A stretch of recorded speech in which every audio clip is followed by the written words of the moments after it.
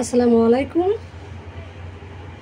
আজকে আপনাদের জন্য মাছের একটা রেসিপি নিয়ে আসলাম। এখানে আমি হলুদ আর লবণ দিয়ে মাছটাকে সিদ্ধ করে নিয়েছি। এই মাছটা হচ্ছে কোরাল মাছ। ফ্রিজে অনেক দিন কিছু মাছ থেকে যায়, ওই মাছটা রান্না করে খেতে ভালো লাগে না, তাই চিন্তা করলাম এই মাছ দিয়ে আমি একটা রেসিপি রেডি করবো। চলুন তাহলে এটা দিয়ে আমি যেটা রেসিপি রেডি করবো। এক কোরাল মাছে কিন্তু কাঁটা কম থাকে, বড় কোরাল মাছের এই যে একটা হালকা কাঁটা, এগুলো আমি একটু বেছে নিচ্ছি।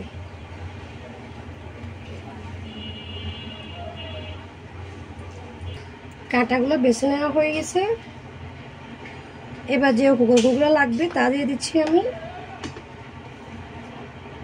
এখানে নিয়ে নিচ্ছি আমি কাঁচামরিচ কুচি, ধনেপাতা কুচি, পেঁয়াজ কুচি এবং 2টা রসুনের কোয়া একবার থেতলে নিয়েছি।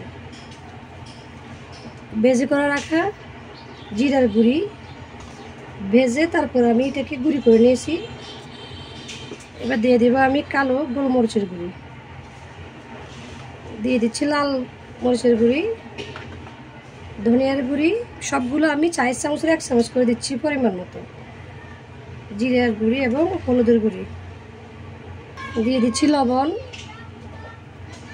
মাছের সাথে সিদ্ধ করার সময় আমি লবণ দিয়েছি, তাই এখন একটু কম দিলাম। এবার দিয়ে দিব আমি কর্নফ্লাওয়ার 2 চামচ, আর দিয়ে দিচ্ছি আমি চাউলের গুঁড়ি 2 চামচ। সব কিছু এখন মিক্স করে নিব, একসাথে মেখে নিচ্ছি। হয়ে গেছে।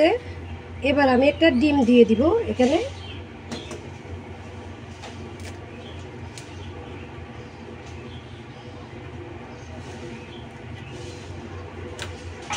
ডিমটা দিচ্ছি একটু বাইন্ডিংটা ভালো আসার জন্য।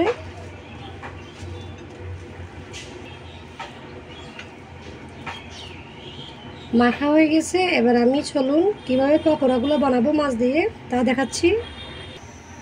এখানে চুলে একটা প্যান বসিয়ে দিচ্ছি, তার মধ্যে আমি সয়াবিন তেল দিয়ে দিচ্ছি বেশ কিছু। তেলটা গরম হয় নাই এখনো,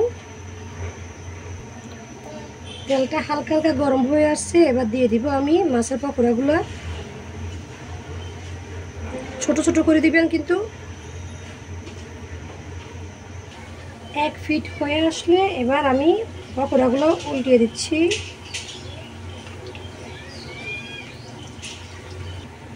পকোড়াগুলো কালার খুব সুন্দর করে এসে গেছে। এবার আমি নামিয়ে নিচ্ছি। তাহলে দেখুন আমি সবগুলো পকোড়াই বানিয়ে নিয়ে আসছি। একটা ভেঙে দেখা আপনাদেরকে কি মুসমুসে হয়েছে, খুব ভালো লাগে। এভাবে পকোড়াগুলো বানিয়ে খাবেন। রান্নাঘরে কিছু উপকরণ দিয়েই সহজভাবে পকোড়াটা বানিয়ে খাবেন, মাছ দিয়ে তাও।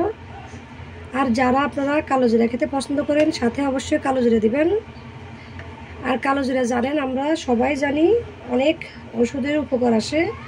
যারা এমনি কালো জিরা খেতে পারেন না, এভাবে পকোড়ার সাথে কালো জিরা দিয়ে তারপরে খাবেন।